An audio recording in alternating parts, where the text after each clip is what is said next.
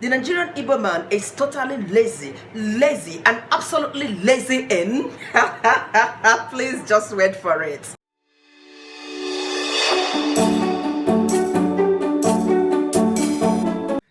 Alright guys, welcome once again to my channel. My name is Chinyere, a Nigerian Igbo YouTuber based here in Saudi Arabia. Please, if today is your first time seeing this face, you are most welcome. Do hit on the subscribe red button to subscribe to my channel and keep staying connected. Thank you also to my old subscribers.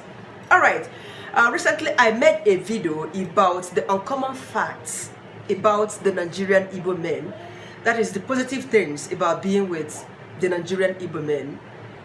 And you know, there is always a two sides to a coin. You can't just talk about the positive aspect of a thing without talking about the negative aspect of it. No. So, this might sound ridiculous, but it's just the fact. I want to make heaven. Just like Nigerians would always say that by the time the Make America Great president would leave office and the Make America Normal president would go into power, that the world is going to end. So, I definitely want to make heaven, and I've been working so hard towards that. It's not this video that I just did recently that will send me to hell. So that is why I am here today, to talk about the negative aspects, the worst things about being with the Nigerian Igbo man. So before we go into it, be rest assured that I will be speaking on a general note. Yes, some people are exceptional. There are good people and bad people in every tribe. So bear with me and do not crucify me. Alright, so the Nigerian Igbo man is egoistic, proud, sometimes very pompous, in the sense that a Nigerian Igbo man doesn't just want to be controlled by anybody. An Igbo man wouldn't just want to answer sir to anybody.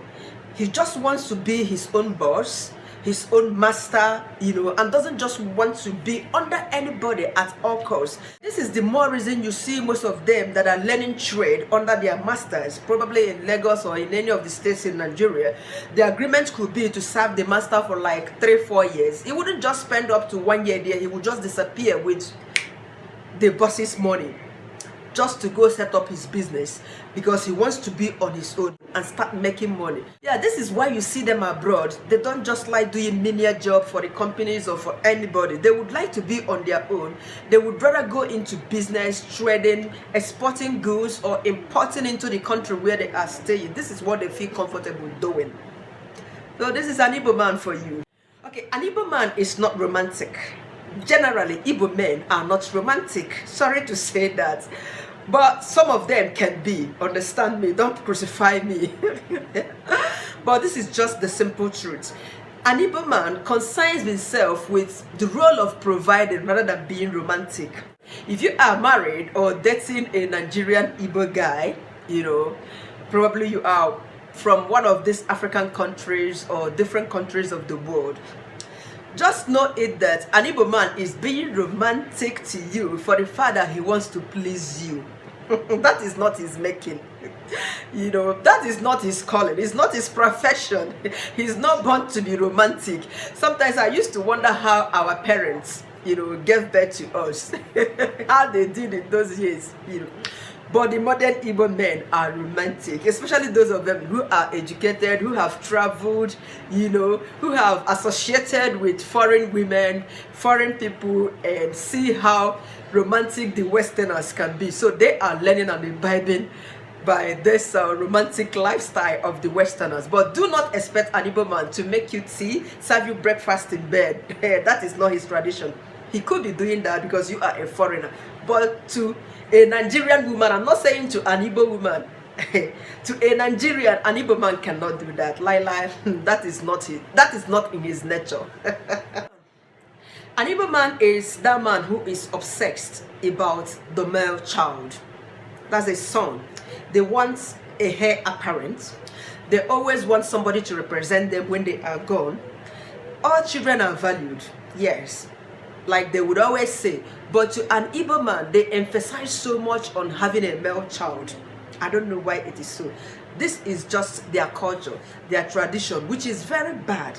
They just make the woman feel uncomfortable, feel disadvantaged, as if it is the problem of the woman. Unfortunately or sadly, it is the man that is responsible for the sex of a baby. I have done a video on that. You might want to see that through this link that might pop up. You know, it is the man, it is just garbage in, garbage out. It's what you give to a woman that the woman gives you. I wish all men would listen and understand all this, or approach their doctor. 90% of the Igbo men do not understand the simple fact that it is the men that determine the sex of a baby and not the woman. This is the terrible thing about the Igbo men. They are so hair-bent, as in they just believe that it is the fault of the woman that they do not have male children, which is so terrible. Okay, an Igbo man is totally indifferent to the concept of gender equality. You know, it's not something to be considered, something to be talked about. They don't believe that women are equal to men in any way. You know, they are so engulfed to that Bible passage that says that woman, be submissive to your husband. Even the traditionalists, the native doctors in Igbo land, they know that particular quotation in the Bible. They can recite it. That's the herbalists in the village that do not believe in God. They don't have anything to do with Christian religion, but they know that version in the Bible. In my Igbo tradition, they believe that woman is always under the man and should be submissive at all costs to the men. Well, the Igbo society is absolutely male focused. It is patrilineal in nature. You know, a man is highly prized, highly regarded in Igbo tradition. This accurately makes a man feel that respect runs in his DNA.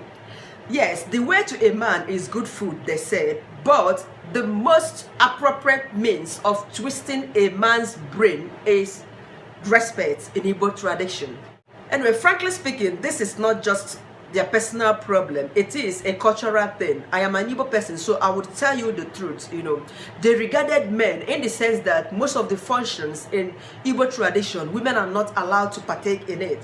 Something like breaking kola nuts. I don't want to say ordinary, so that they won't come for me that I've disregarded their cultural kola nut or something. You know, women are not allowed to break kola nuts in my culture.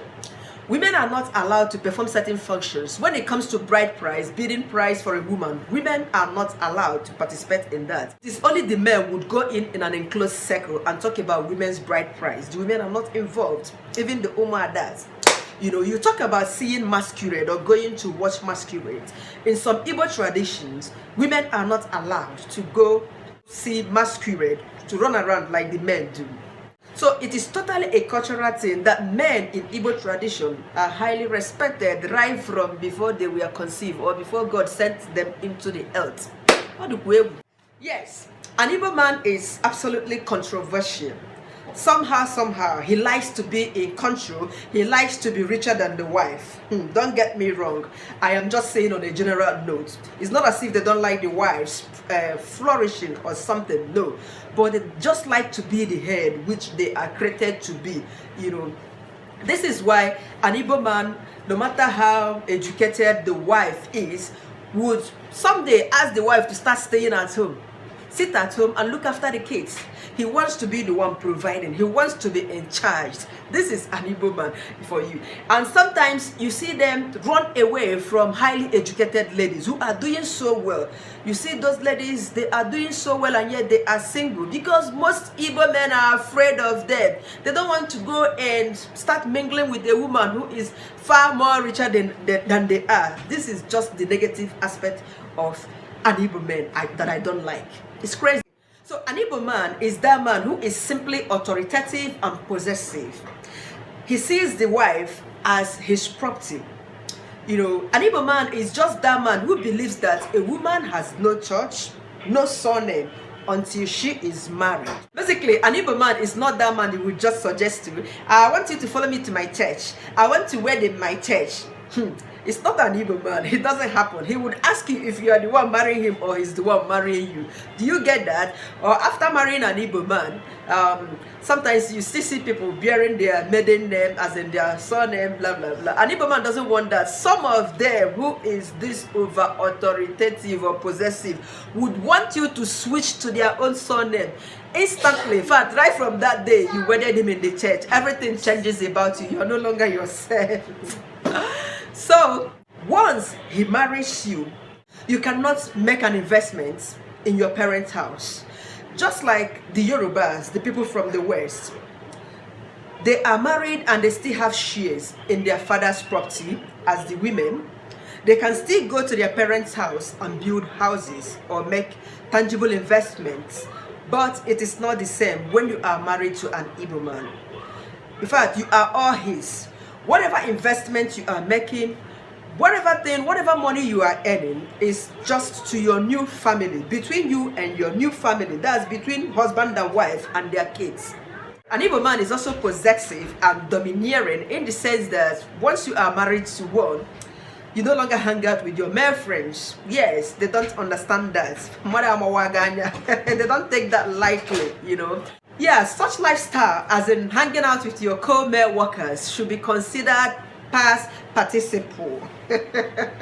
This is just how domineering, possessive, controlling, or authoritative an Igbo man can be. But it is a cultural thing and not a self-made thing. Understand me? Yes, some are also free. Some would allow such. But I'm saying on a general note of an Igbo man. Igbo man is also that man who believes in traditions and family, you know. He believes in extended family relationship. He's not that kind of a man that a woman would tell, yeah, now that we are married, it's just between us, you and I and our children. No, they're not Oyibo. They don't believe in nuclear family. They believe in extended family relationship. You know, no place like home is absolutely real to an Igbo man. This is why you see them traveling to the east, to the village all the time. During Christmas time, they travel. Whatever festive period, they travel.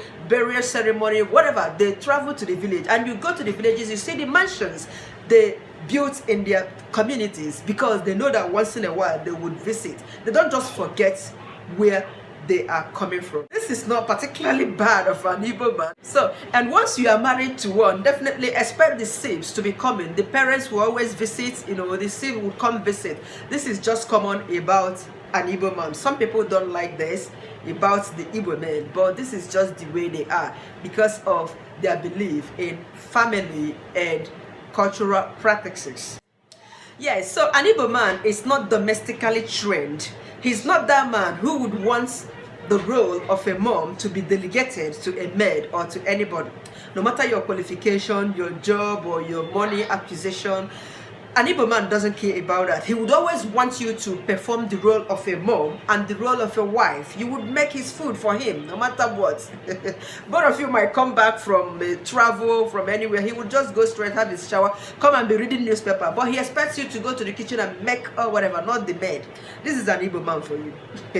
Now, that brings me to the final, the Ogbenge. An Igbo man is absolutely lazy in... I know that's what you have been waiting to hear. So, an Igbo man is totally lazy in the kitchen. I don't know why. I don't know how they are trained though. But I have a male child right now. Definitely that boy. I'm going to teach him how to make food because I don't just like this shit. Even the one that knows how to cook when he was single in the university, you know, when he's working and living as a bachelor. Once he brings in a wife, confirmed wife, he stops cooking. He stops visiting the kitchen. He cannot even lift a broom to sweep the kitchen. He can't just do anything in the house. I don't know why even men are like that. It's crazy. Everything is just for the women. You know, they might be doing it for you because you are a foreigner. Yes, you are a Westerner.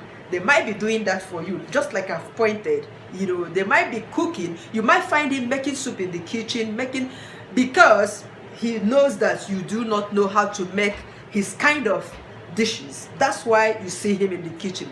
Don't just be happy, oh, my hubby can cook, my man can cook. No. He's just doing it because you can't really give him what he wants. Sorry to say that, you know, but that's just the simple truth. But once you can, and you are a Nigerian lady married to a Nigerian man in general, I'm not longer talking about the Igbo man, they run away from the kitchen straight. Anything domestic work, they barely do that. Just a few number of them that helps their wife out doing that is just because they've been out there, they are associated with the Westerners, they've seen white people, the way they relate, foreigners, the way they help women doing stuff like that. That's the only reason you see some of them doing domestic chores for their wives. Others, forget it. So these are just the negative things about being with the Nigerian Igbo men. Yes, most of them are deep-rooted in culture, not just their fault, but the way the culture and tradition made them to be.